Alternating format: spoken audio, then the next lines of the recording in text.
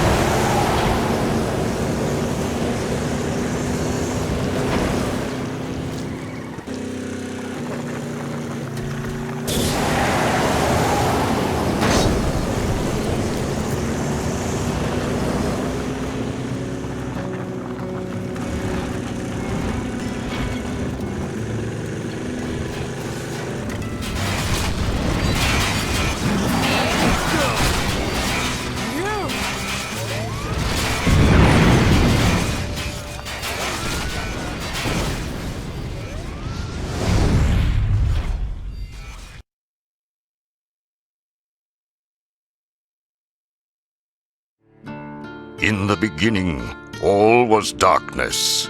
That was how the first ones preferred it, for they were so hideous that even they could not bear to look upon themselves. Then came the fire beast, a giant monster of flaming molten iron who roared across the sky like an angry comet. His metal body burned so brightly, it illuminated the world and all its hateful creatures.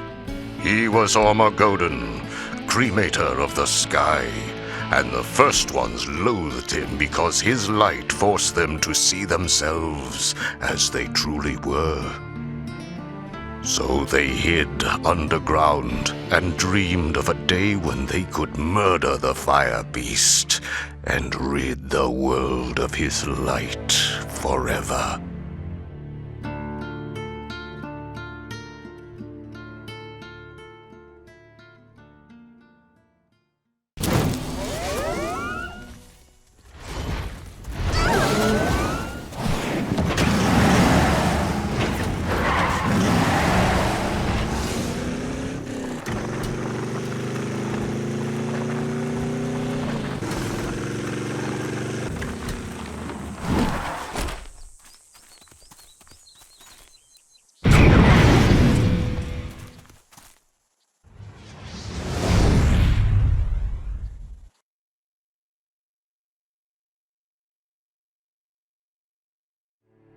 The first ones spent their days feeding from Madronal, the teated tree of drinking.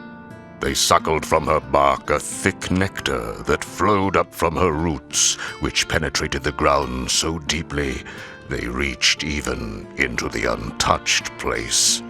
There, a beautiful being named Etulia sang to the roots of Madronal, and the tree turned her song into nourishment for the ungrateful creatures above.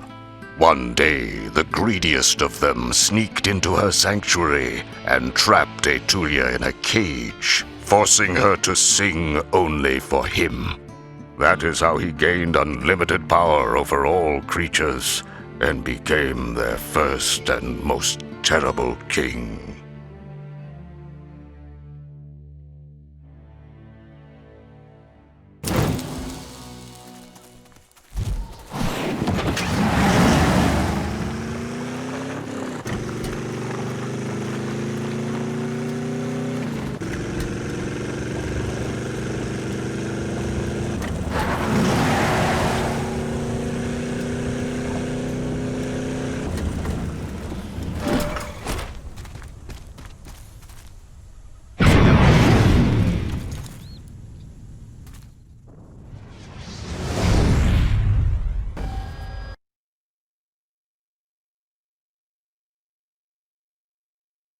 The king used the song of Etulia to lure the fire beast Armageddon to the ground, where the first ones trapped him and tried to douse his flaming body with mud. Rather than be extinguished, the mighty fire beast let out an earth-shattering scream and exploded like a sun. 1,000,000 pieces of his steel flesh shot into the ground, veining it with ore. His fire flew up into the sky and became the sun. There was so much blood it flooded the world, drowning all the first ones as it formed the oceans. His death cry was so loud that it echoes throughout the world to this day. Low creatures felled the god Ormagoden, but his death gave the world the elements from which a new era would rise: blood, fire, noise, and metal.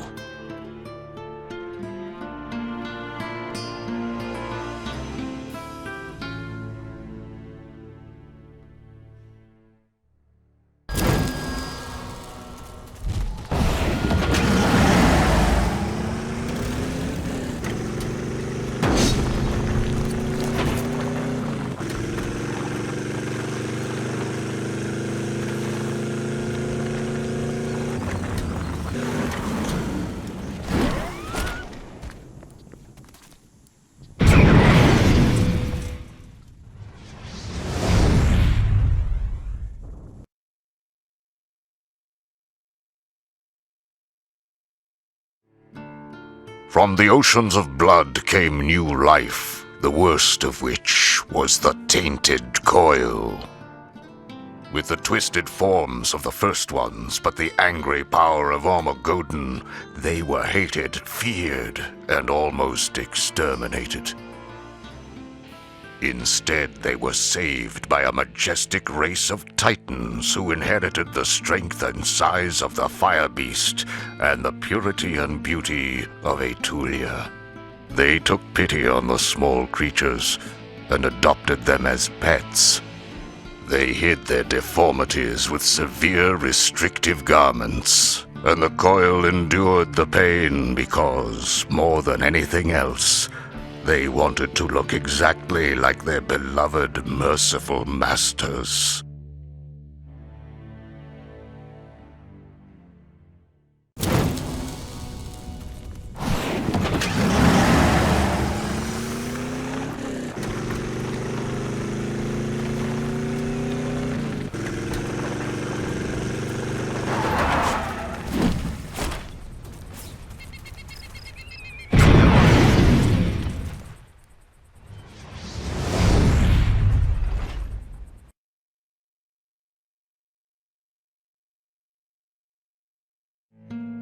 The Titans mined Ormagoden's steel flesh from the ground and found it retained the beast's desire for speed. They forged swords that flew through the air so fast they could not be seen, and armor so light it made their warriors run faster. They made chariots so quick it was hard to find beasts fast enough to pull them, and so they abandoned the beasts and made giant vehicles that moved with their own power. These colossal hot rods were a rolling temple to Ormagoden, forged from his gleaming flesh. They had a fiery engine for a heart that roared with the mighty god's death cry, scattering the Titans' enemies as they carried their civilization across the globe.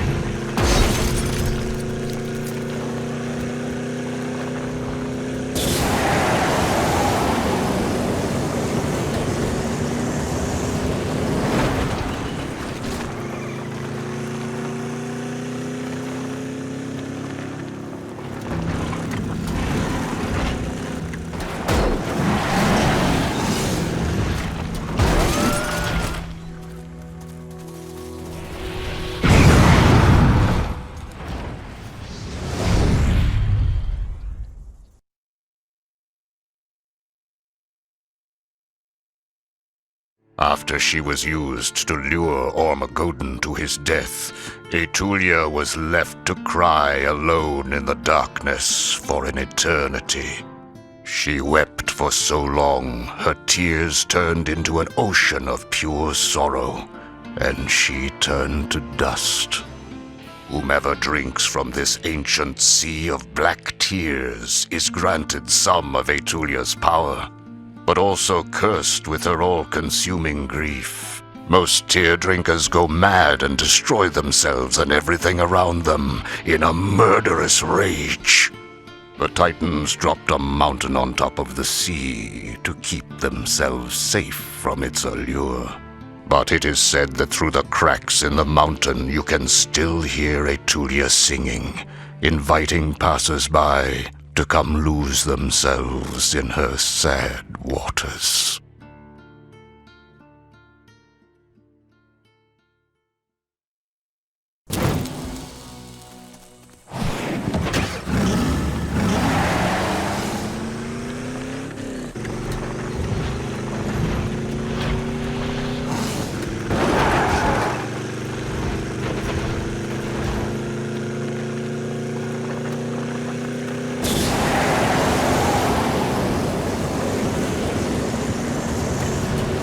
Look at the parts flying off!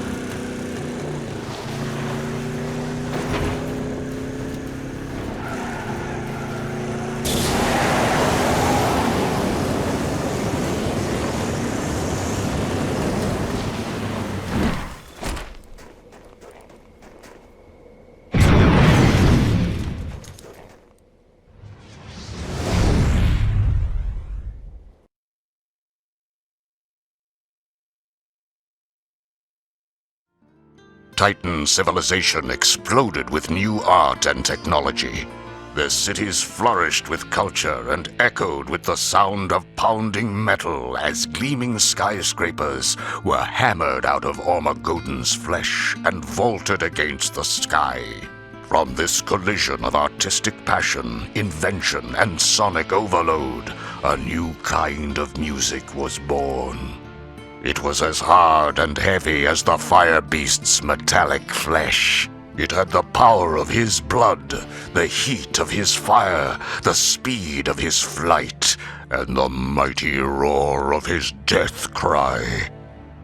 But it also had the angelic beauty of Etulia's song, and a touch of her mournful wail.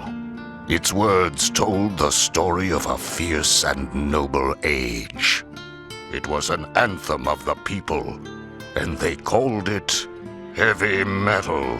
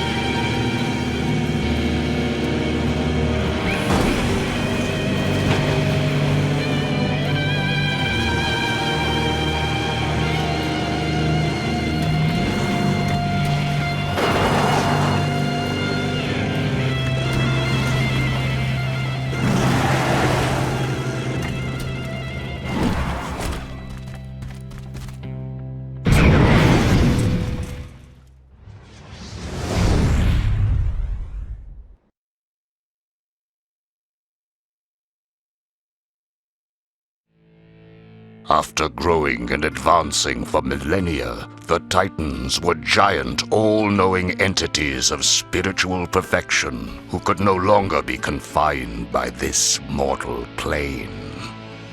In the final stage of their evolution, they ascended into the heavens to become metal gods. Before they left, they took time to weave instructions for all they had invented into the natural world. They taught spiders how to spin guitar strings for webs, and the trees how to grow exhaust pipes for branches. They etched hieroglyphics that showed how to put these elements together. We give our secrets to the future generations, they inscribed in glowing letters, so that they may know the glory of metal.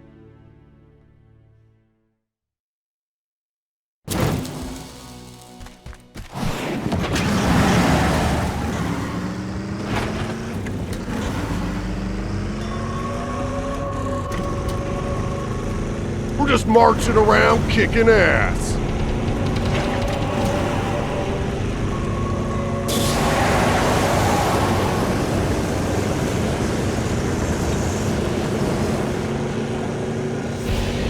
We're on patrol.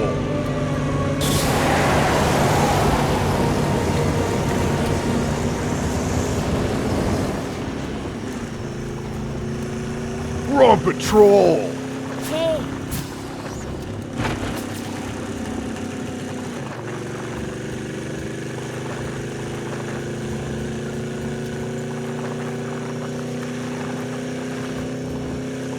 We're on patrol!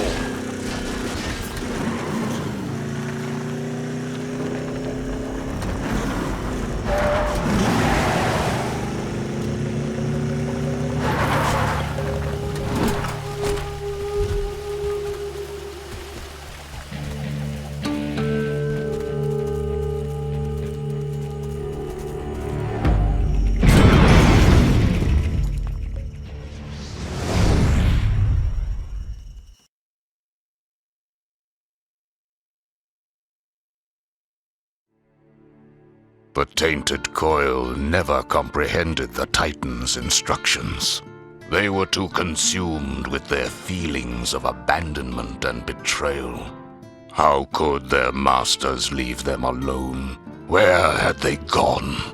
They searched the entire world, but the only trace of the Titans they ever found was a single shred of a single nail from a single toe of their old masters.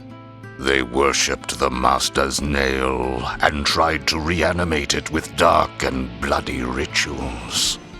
But all they could create were small replicas of the Titans, creatures no bigger than themselves, whose very size mocked the coil's failure. And that is how the tainted coil came to create and immediately despise the race of man.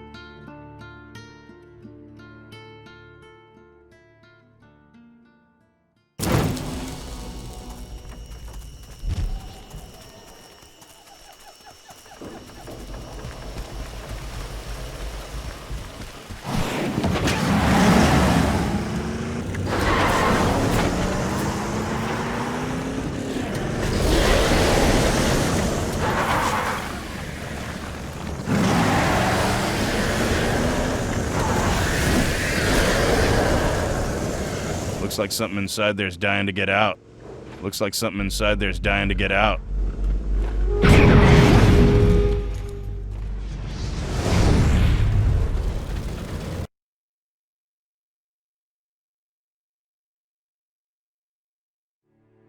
Humanity was enslaved by the coil and suffered their cruelty for ages until a leader emerged and led the humans in rebellion. He made them into an army, taught them to make weapons, cars, and clothing from the natural world.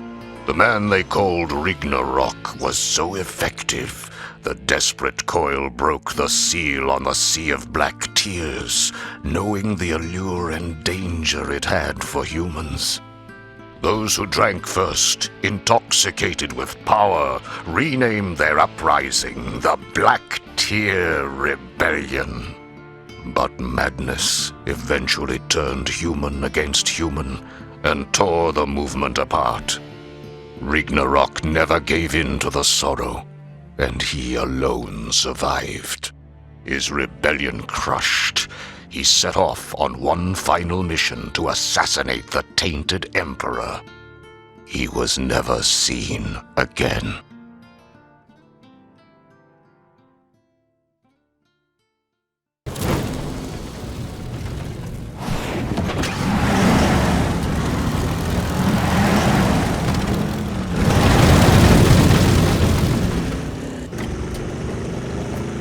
We're just marching around kicking ass.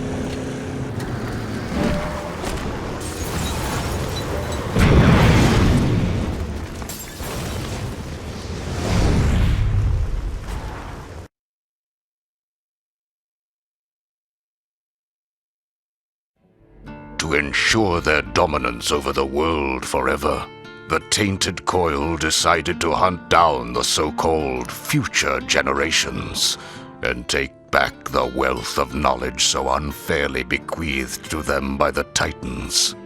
They performed a 10-year ceremony of orgy and sacrifice that culminated with a gross perversion of time that sent their emperor and most bloodthirsty warrior forward to the age of modern man. Along with the emperor, they sent a small idol of Ormagoden, which would return the traveler if a blood offering were made into its mouth. They also sent a small cadre of the emperor's slaves, not knowing that among them hid a murderous stowaway.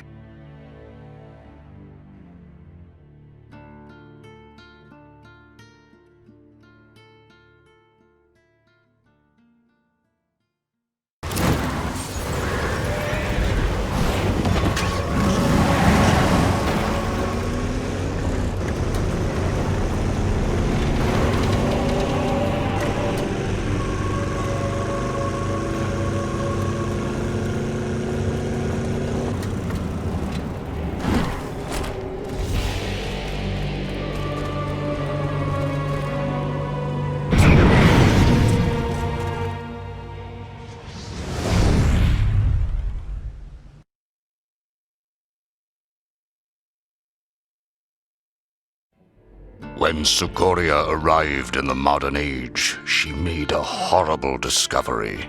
The future belonged to humans, not demons.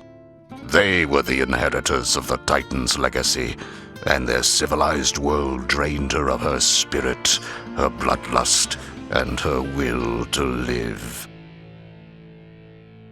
She could not return a failure, so she released her slaves and retired in defeat to a hidden cave. The stowaway, Ragnarok, stayed with her to complete his mission, but he could not bring himself to kill the pitiful once great warrior. Instead, he took care of her and they became companions. Far away from their old world and its ancient battles, prejudices, and taboos, an intimacy developed, and then a coupling, and then, miraculously, a child. Its birth left Sukoria lifeless, and Ragnarok took the child out of the cave and raised him in the age of modern man, never telling him of his forbidden ancestry.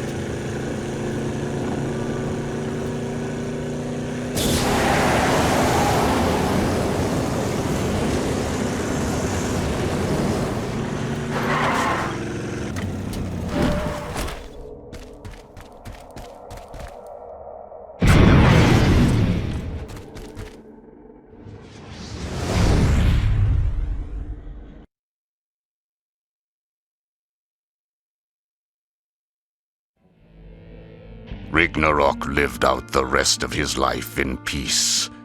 And when he passed, his son Edward found the idol of Ormagodden in his attic, mistaking it for a belt buckle. He wore it to remember his father, but when an accident let his blood fall into the beast's mouth, the spirit of Ormagodden was summoned, and the fire beast took Edward back in time to the age of metal. There he found that his combination of roadie's skills and demon blood allowed him, and him alone, to complete his father's mission. To slay the demon emperor, push back the flood of black tears, and fight for the freedom of his people and the glory of their metal.